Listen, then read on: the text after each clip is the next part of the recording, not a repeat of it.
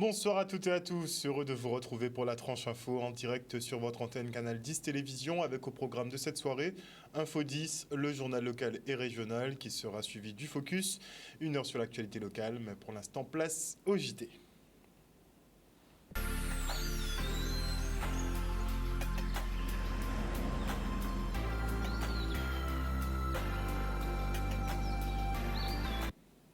Nous sommes le jeudi 4 mai 2023 et cet après-midi, aux alentours de 15h, 2 adolescents ont été agressés aux abords du lycée de Massabielle alors qu'ils se rendaient en cours de sport. Les 2 élèves de première ont été interpellés par des jeunes qui tentaient de leur voler leur téléphone. S'ensuit une altercation lors de laquelle ils seront poignardés par les braqueurs. Des blessures légères, bien heureusement, mais effectivement, il y a quand même une certaine crainte de la communauté scolaire. On fait le point avec Madame Sandrine Louvet, chef d'établissement, au micro d'Olivier Félix. Aujourd'hui, vers 15h, nous avons deux élèves de première qui étaient visiblement sur le trottoir en train d'attendre certainement le cours de sport qui avait lieu à 15h30. Ils se sont fait agresser par des jeunes de Pointe-à-Pitre pour leur demander leur téléphone portable. Donc il y a un on lui a réussi à lui prendre son téléphone qui était dans le groupe et puis ils se sont pris à ces deux autres élèves-là et donc ils les ont poignardés. Alors heureusement c'est pas très profond. Mais ça a quand même suscité des soins assez urgemment quand même. Donc on a pris en charge ces enfants-là très vite. Et puis moi, par mesure de sécurité, nous avons empêché les enfants de sortir à 15h30.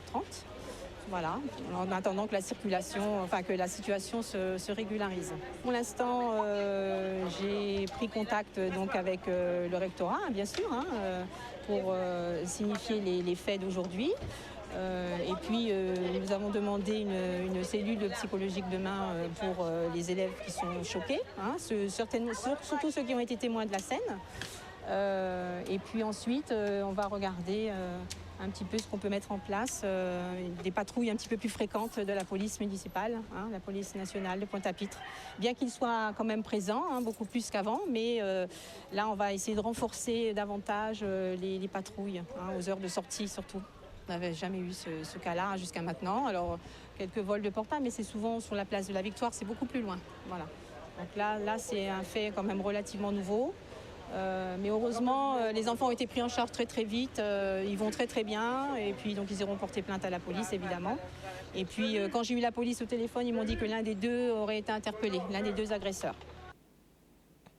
Notez en bref que le journaliste Gilbert Pinsmaille est écarté de Guadeloupe la première. Ce dernier a reçu hier sa notification de licenciement. Voilà plus de 3 semaines que France Télévisions avait tranché sur cet épineux dossier. La direction lui reproche entre autres de ne pas les avoir informés sur ses activités de conseil d'Harry Chalus lors de la campagne des régionales de 2015. L'éviction de Gilbert Pinsmaille est un petit séisme au sein de l'équipe de la première qui tiendra une assemblée générale du personnel ce vendredi. Et les députés ont voté aujourd'hui l'abrogation de la loi sur l'obligation vaccinale des soignants. Dans quelques jours, ils pourront donc, même s'ils n'ont pas de schéma vaccinal complet contre le Covid, réintégrer leur poste s'ils sont toujours disponibles. Certains d'ailleurs entendent se battre pour obtenir une indemnisation après 20 mois de mauvais traitement. En attendant, on écoute effectivement le résultat du vote à l'Assemblée. Merci Madame la Présidente, mes chers collègues, Monsieur le Ministre. À chaque fois qu'un membre du gouvernement, d'une manière générale, prend la parole, il argue que c'est pour apaiser, le but est d'apaiser les esprits. Or, depuis quelque temps, je m'aperçois qu'au contraire, c'est pour mettre de l'huile sur le feu. Monsieur le Ministre, lorsque quelqu'un prend la parole et émet un questionnement sur la question de la vaccination, un doute. Or, c'est le doute qui nous permet d'avancer. Vous dites « oh, complotisme ». Alors, alors interrogez-vous. S'il s'agissait d'une efficacité extraordinaire, totale du vaccin, eh bien, il n'y aurait plus personne en Afrique aujourd'hui. Aucun habitant ne serait survivant, puisque les Africains n'ont pas été vaccinés parce qu'ils sont trop pauvres pour s'acheter un vaccin. En Haïti, le pays le plus pauvre du monde, qui croule sous la promiscuité et la faim, la rencontre sur les marchés, dans les rues, entre les gens, eh bien, il n'y aurait plus aucun habitant. Monsieur le ministre, ce que nous vous proposons aujourd'hui, c'est que le Parlement, ceux que nous sommes, ceux qui sont investis par le peuple, reprennent la parole parce que cette loi a été votée, l'interdiction a été votée dans des conditions qui ne respectent rien, aucun article de la fonction publique, des fonctions publiques territoriales. C'est ce que nous voulons, un débat apaisé. Monsieur le ministre, vous faites fi de ce qui se passe dans une partie du pays. Vous parlez de 0,3%. Mais nous, en Guadeloupe, où nous sommes, je dis nous sommes, même si je suis vacciné, où nous sommes 25% à être vaccinés, nous ne sommes pas epsilon. Nous faisons partie de la nation, de la République, et nous réclamons justement que nos populations en Guadeloupe, en Martinique, en Guyane et ailleurs de la République soient considérées, parce que c'est ça l'unité de la France. Je suis venu vous dire... Merci, monsieur le député. Mes chers collègues... Merci de conclure. Je suis venu vous dire, mes chers collègues de Renaissance, reprenez un peu le sens commun pour que nous puissions travailler ensemble vers l'apaisement. Merci, monsieur le député. Voilà une intervention très remarquée, effectivement, et qui augurait un vote en la faveur de l'abrogation donc de cette obligation vaccinale qui pesait sur la tête des personnels de santé. Et maintenant, nous allons parler d'une journée de prévention santé et d'accès aux soins. Et à cet effet, nous recevons Darius Royer, président de l'association intergénérationnelle du Rézé. Bonsoir, monsieur Royer. Bonsoir, bonsoir. Vous êtes en compagnie de Lucienne Blondou, qui est secrétaire de l'association. Bonsoir. Bonsoir. Et nous avons également Madame Solvay, qui est donc membre actif de l'asso. Bonsoir à vous. Bonsoir. Alors, dites-nous tout effectivement sur cette journée de sensibilisation et de santé et d'accès aux soins. Bien, tout d'abord, j'envoie le bonsoir aux téléspectateurs de Canal 10, Télévision Nous, coucou à Marie Galante et à toutes les îles. On n'oublie personne. On n'oublie personne, voilà. Donc, nous savons que la Guadeloupe est très impactée par le problème de l'obésité qui touche énormément de personnes.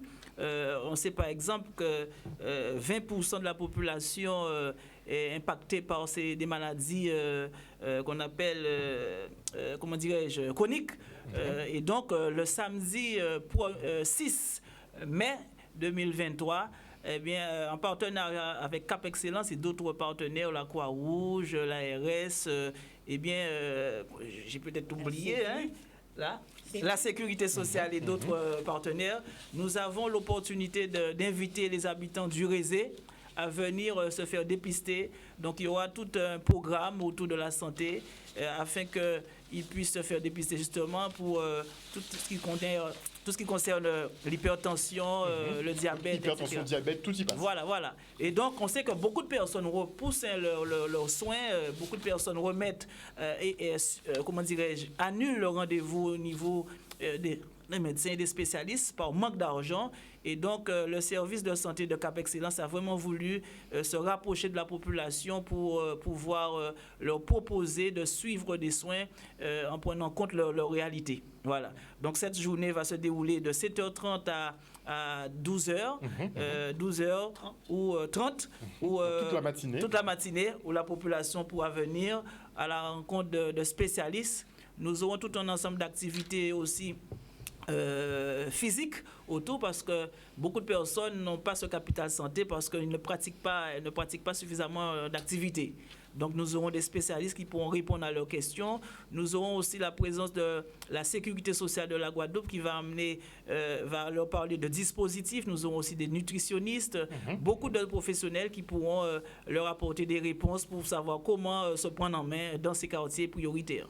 Voilà. Alors, Madame Blondou, vous qui travaillez justement aux côtés de la population, est-ce que vous la sentez déjà un peu réceptive à ces problématiques? Oui, je les vois vraiment réceptives parce que c'est une demande en amont. Et par rapport à cette demande, on a préparé la journée pour eux au pied de l'immeuble. le parc des Est 1 Donc et ce 2. sera sur les au S. Donc oui. là, il n'y a pas d'excuse. Hein, pour... Voilà. Voilà, l'idée c'est d'aller au pied des immeubles, hein, d'aller à la rencontre des personnes. Directement les chercher chez eux. Directement les chercher au pied. Donc, vous aurez qui descendent, grand bonnet, dépistent les autres, et puis nous allons discuter en l'eau avec des spécialistes. Voilà. Alors, et ton point de vue là-dessus? Oui, et il a oublié de dire qu'il y aura aussi de sport, quelques minutes de sport avec un coach qui vont leur apprendre les Petit gestes défoulement. à faire, Ah, les gestes utiles. On n'a pas besoin d'aller dans une salle de sport. Hein. quelques petits gestes au quotidien, Voilà. ce serait déjà pas mal. Ce serait déjà pas mal. Donc des coachs seront à disposition. Tout à fait, Voilà. nous aurons 8 Voilà. à 10 activités physiques Physiques. pour permettre aux jeunes et aux moins jeunes de pouvoir s'habituer avec quelques gestes pour pouvoir les répéter une fois après la manifestation. Donc je pense Mais que c'est tous les jours hein, qu'il faut les répéter. il faut les répéter tous les Pas jours. Juste après la Et manifestation. vrai. Nous avons un atelier de marche aussi, hein, Ah oui. Au sein de l'association? dans l'association. Très bien. Le jeudi à midi, à 18h, le samedi matin, à 6h du matin. Nous marchons le samedi matin 1 heure ou 1 heure et demie, tout dépend. Un petit tour dans le quartier. Chaque personne a son rythme. Le quartier, nous allons plus loin, nous allons à Perrin, nous découvrons un petit peu le côté rural des abîmes. Donc ça se passe très bien, 1h30, 2 heures de marche. On discute des personnes comme Madame Solvay, un petit peu plus âgées que nous, un petit peu, hein. Et bien, qu'à transmettre nous des savoirs, c'est vraiment bien. On fait pas mal de choses.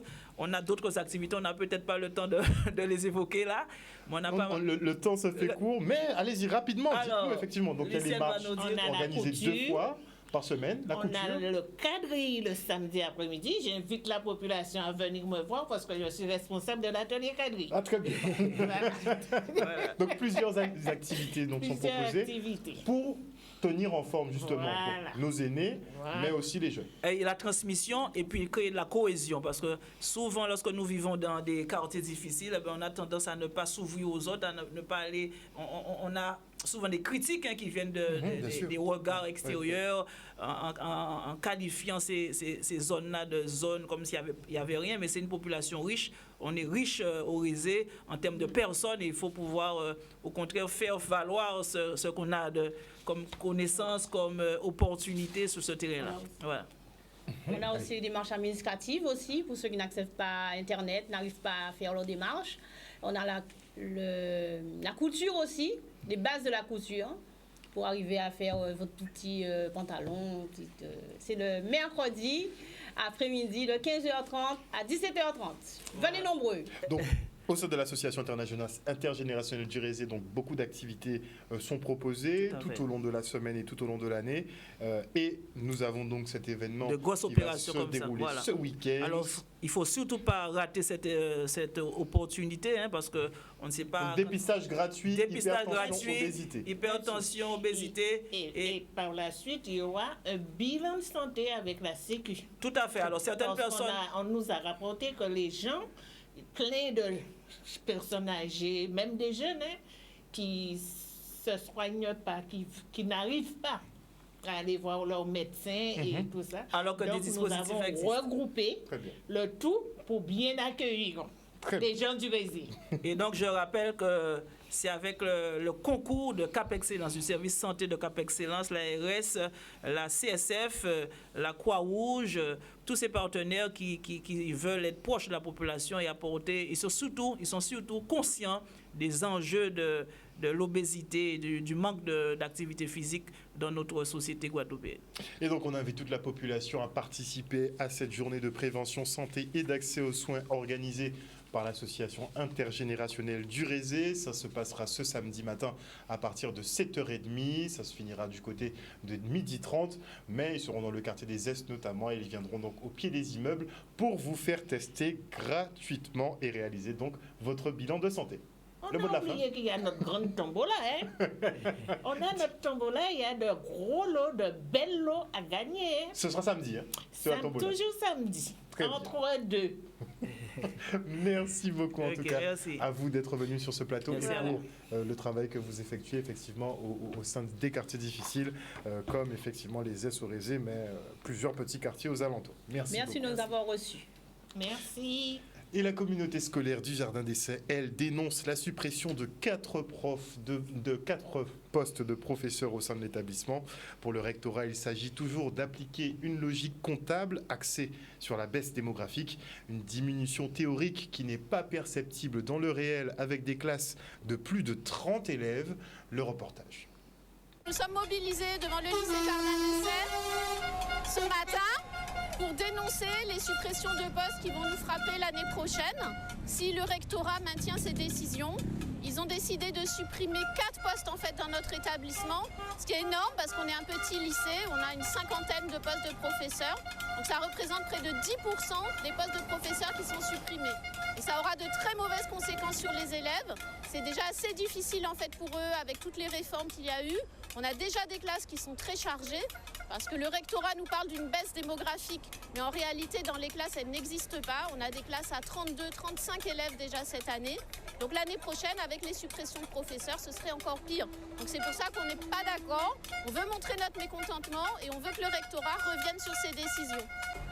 Nous sommes là pour soutenir les professeurs. C'est vraiment une situation qui va être très difficile à gérer l'an prochain pour une bonne organisation.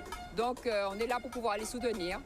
Là, ce sont déjà des classes pour la plupart qui sont avec des effectifs de 28, 29 élèves.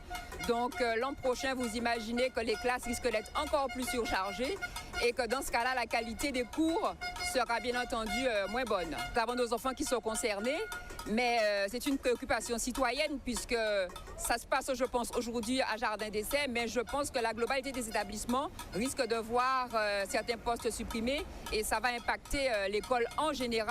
Parce qu'en fait, la suppression des postes a forcément un impact sur nous, c'est-à-dire que plus les profs sont supprimés, plus on est nombreux dans les classes. Donc il est déjà compliqué pour nous de suivre les cours à l'heure actuelle et d'avoir un enseignement pour chacun. Si on commence à être 35 et dans les classes, les élèves qui seront en difficulté seront mis de côté.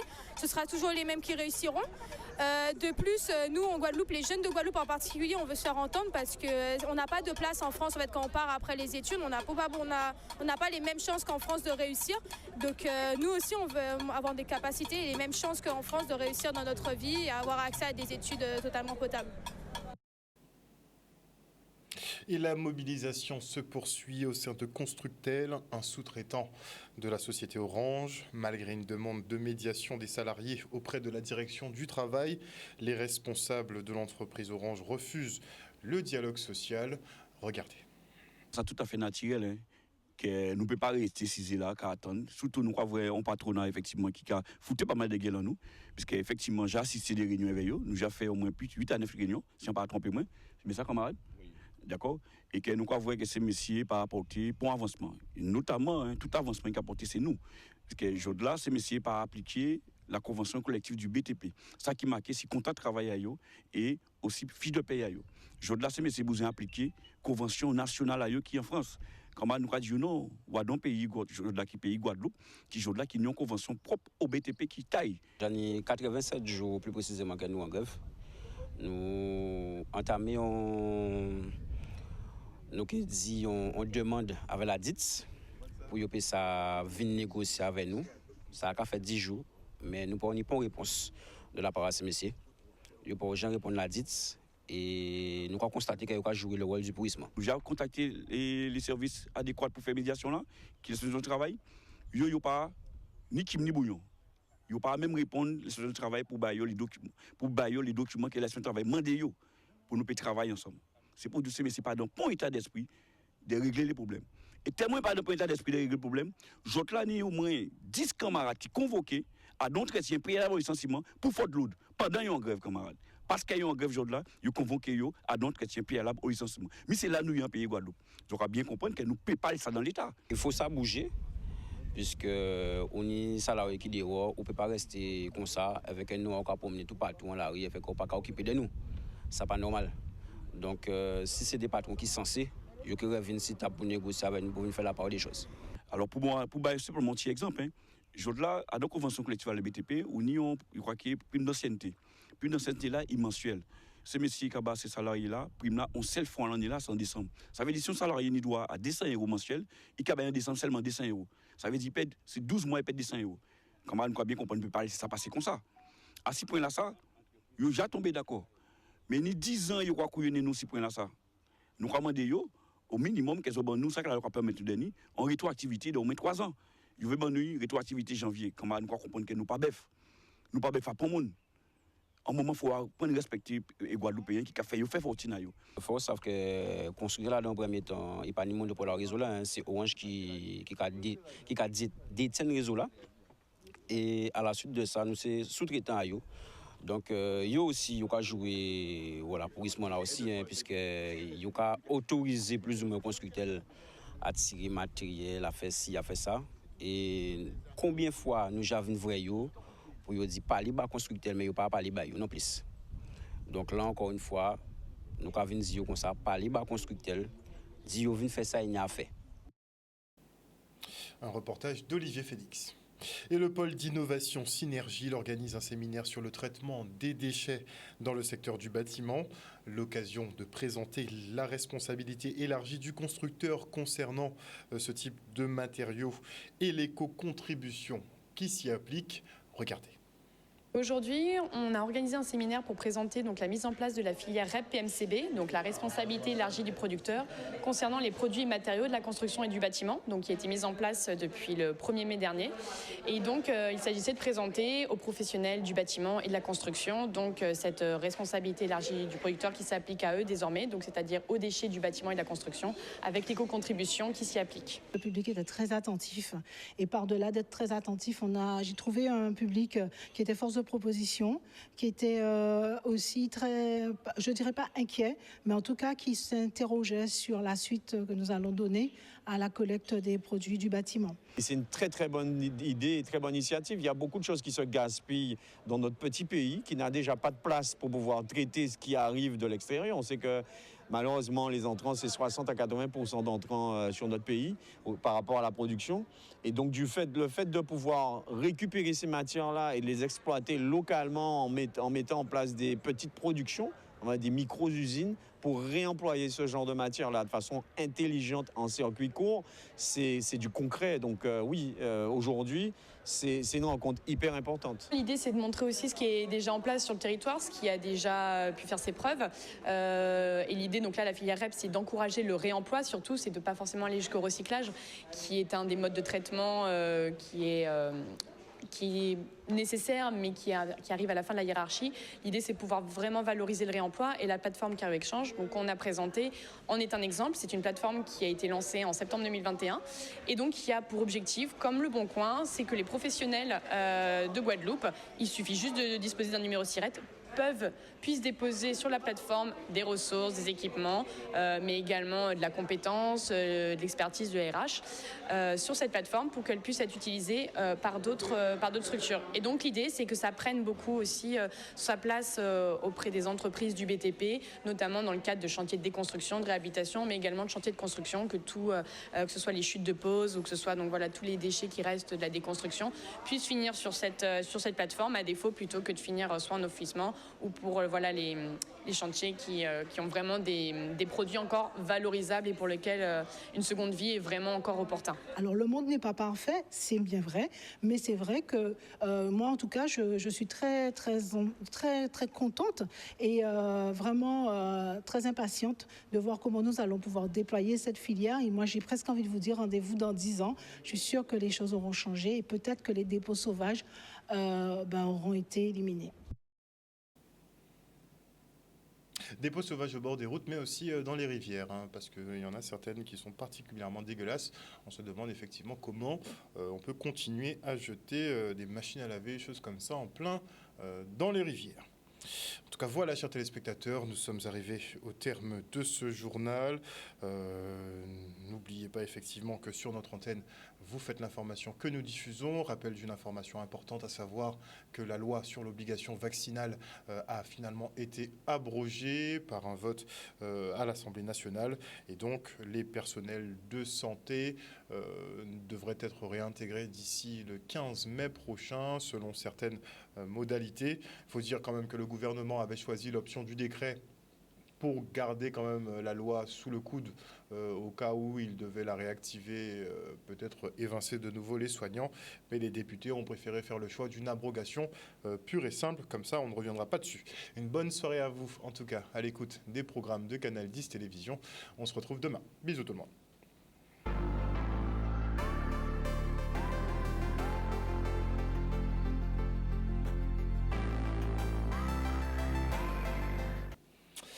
À venir dans la tranche info sur Canal 10, le focus, on parlera d'une rencontre autour du bien-être et plutôt dédiée aux femmes. On en parlera donc en première partie du focus. Hormis ça, je voulais quand même vous donner une petite information vite fait. Je ne sais pas si vous avez entendu parler de l'affaire du fonds Marianne. Effectivement, Marlène Schiappa avait ordonné la création de ce fonds après le meurtre de Samuel Paty, vous savez, le professeur qui avait été décapité par un élève. Eh bien, ils avaient créé un fonds qui avait été doté de plusieurs millions. Les millions ont été distribués, mais pas forcément comme il se devrait. En tout cas, le parquet national financier a ouvert une information judiciaire pour détournement de fonds publics par négligence, abus de confiance et prise illégale d'intérêt. Donc ça, c'est pour le cas de la ministre Marlène Schiappa, qui était déjà dans une sauce par rapport à Playboy, et là qui se retrouve encore avec ce fonds Marianne. On a pas mal de casseroles au niveau du gouvernement, on n'aura pas le temps de faire le tour. Et un dernier petit aparté avant la coupure pub, en ce qui concerne l'éviction de Gilbert Pince-Maille, on l'avait annoncé un petit peu précocement, n'est-il pas, hein ? Allez, pub.